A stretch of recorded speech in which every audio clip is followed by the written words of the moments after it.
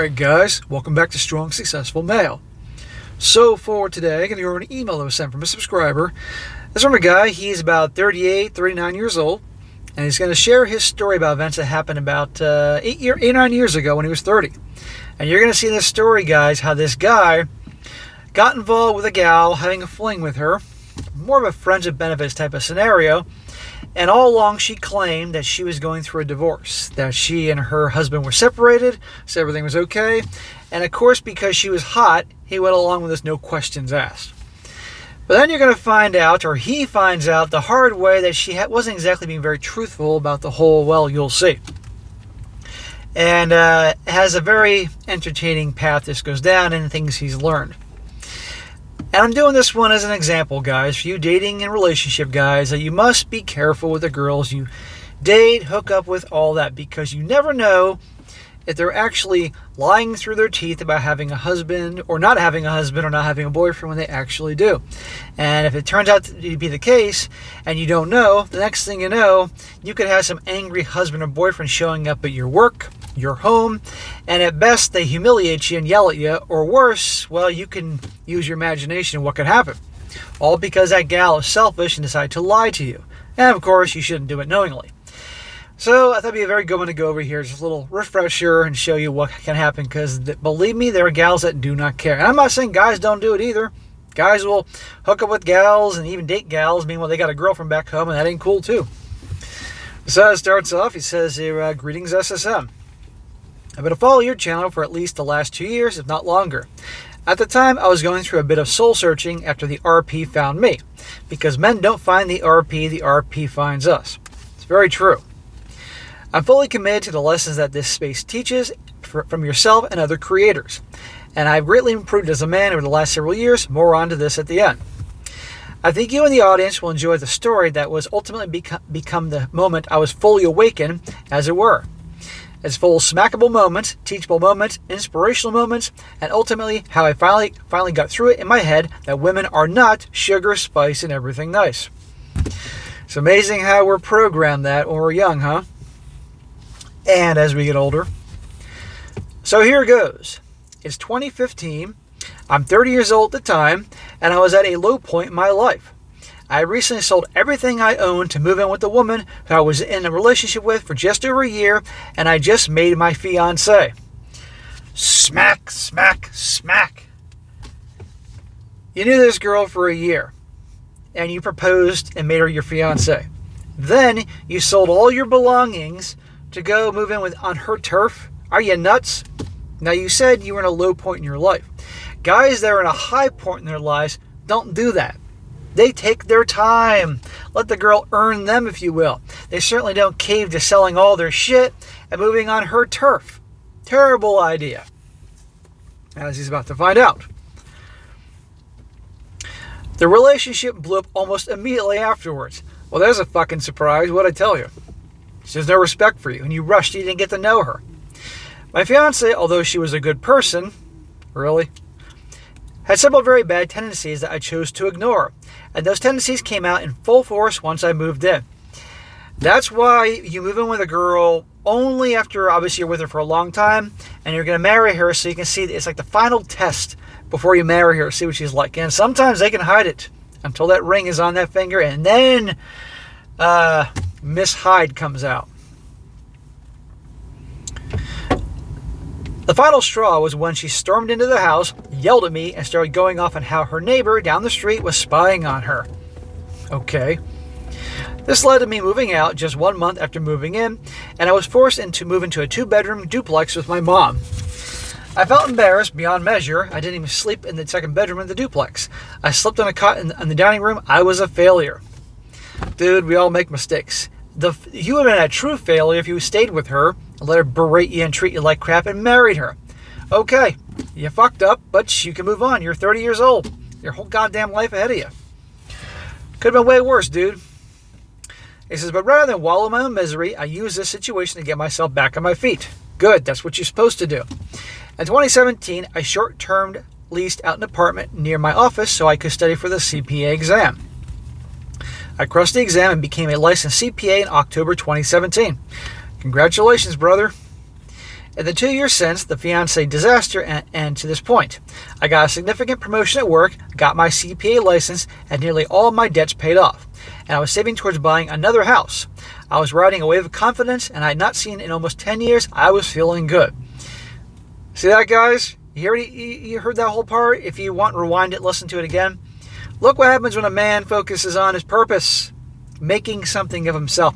Not chasing after women, but chasing after his goals and ambitions and excellence, if you will. Look at that. He was feeling the best in 10 years. That's what success does. And the more successful you are, the more confidence you have and say, hey, what else can I achieve? Shit, I did this. I lost 100 pounds. I'm feeling amazing. Now I want to get bulked up and strong, or I want to get a better job, or whatever.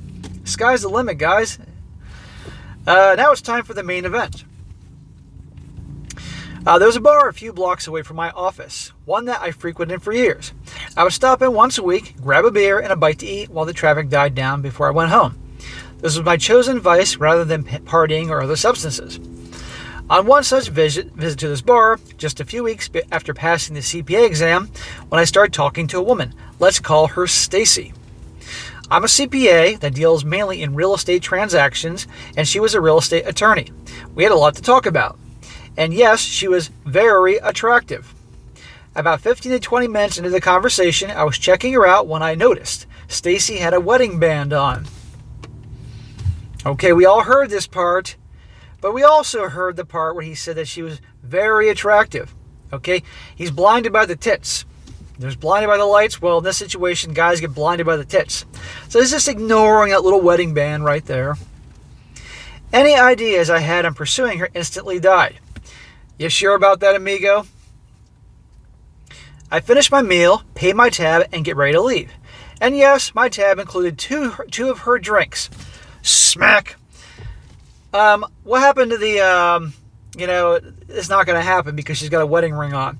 Why the hell are you paying for her drinks? Let me guess. Because she's a pretty woman, she's paying attention to you, chit-chatting with you, you liked her big tits, or whatever, something about her body you liked.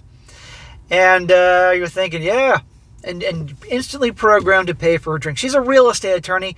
I don't think her student loan and law school loans are that high that she can't buy her own freaking martinis or lemon drops or whatever she drinks. It says here, as I'm leaving, Stacy stops me and says, hey, I had a great time talking. Let's meet up again sometime next week. Thinking nothing of it, we exchanged numbers and I left. Smack. Again, what happened to that? This is not happening. She's got a wedding band on. Mr. Paying for her drinks and let's exchange phone numbers. You're saying one thing, but doing another. We know what you have in your mind, man. I thought I would never hear from her again because I had zero intention of getting involved with a married woman. Then why'd you give her your phone number? Why don't you say, hey, I see that wedding ring on, not happening. Come on. Dude, don't bullshit me.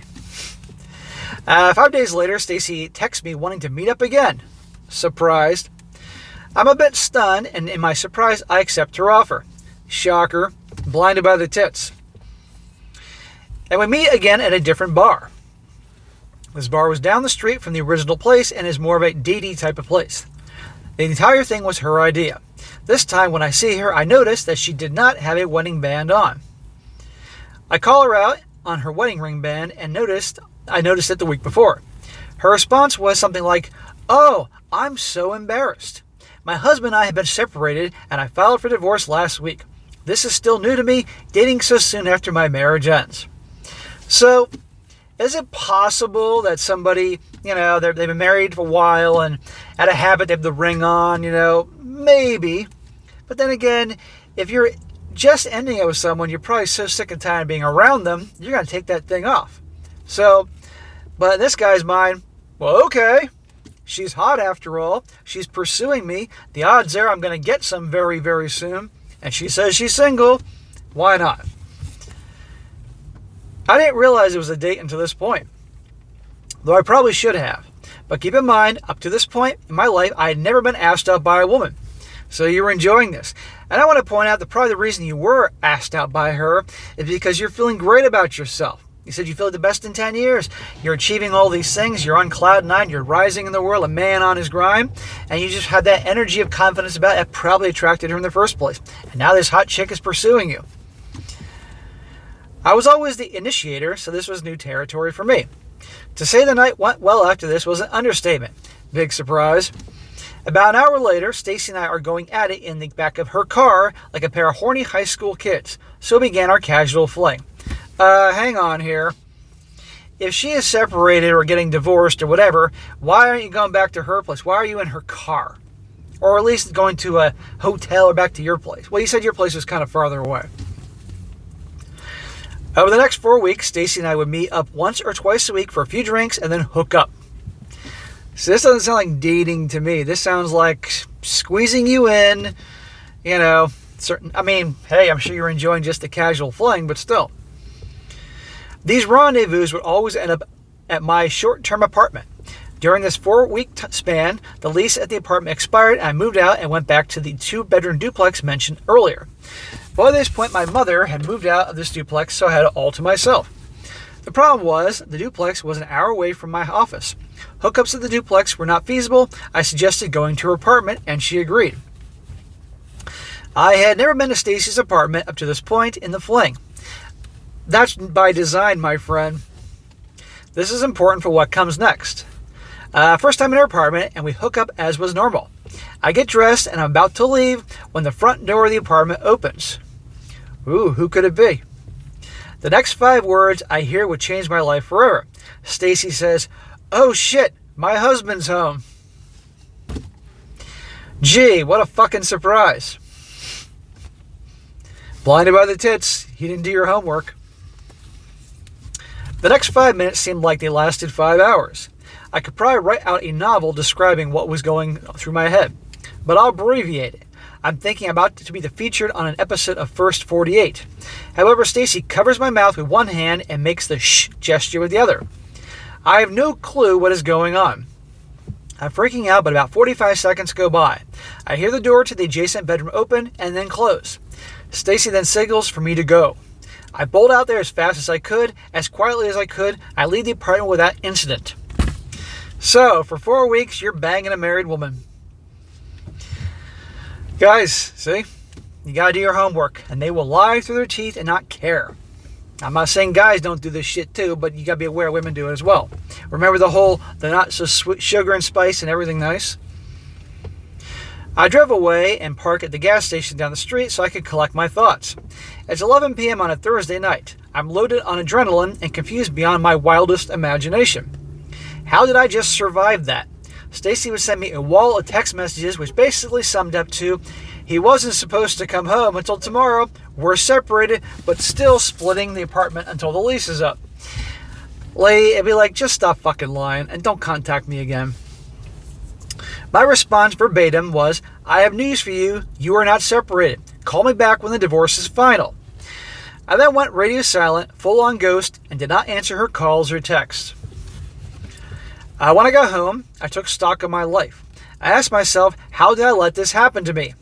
Like I said, you're blinded by the tits. This hot-ass woman was after you, pursuing you. Wasn't too hard to figure out it was going to be easy. And you chose to, okay, she says she took the ring off, so, come on. If she was just average looking, I think you would have handled it much different. But we're all dogs. Most of us. I should have known better. What am I doing? I basically gave myself a few smacks while looking back, not only in the situation with Stacy, but with many of my life decisions. Dude, you should have went and told her husband. Of course, in a public place and under the right circumstances. Despite all I've gone through, heartache, cheating, fiancés, and far more, subject to more stories for another time, it took a husband coming home while I was pounding out his wife to finally get the message to go through. Women can be just as diabolical as men, if not more so. So what transpired with me after Stacy's incident? In August 2018, I bought my new house that I live in today. I started reading up and finding my way through the various branches of the RP. The pandemic slowed progress down, but in 2021, I began to make changes personally. I cut out sodas from my life, changed my diet, began working out, and I lost 40 pounds, gained back some muscle, and developed better sleeping habits. Great, bro. Constant state of progress. I'm researching ways I can either start a business or shift professionally to advance my career path. I've gained a new group of like-minded friends to pass ideas with. I'm even having better dating results, specifically in identifying and dealing with red flags, but most importantly, recognizing that I'm in no hurry to get into anything serious anytime soon. Good, you shouldn't be, man. You're in your late 30s. You're in your prime. And if you want to start that business, start that business. Stick to what you know. You're a CPA. You know, what your profession is.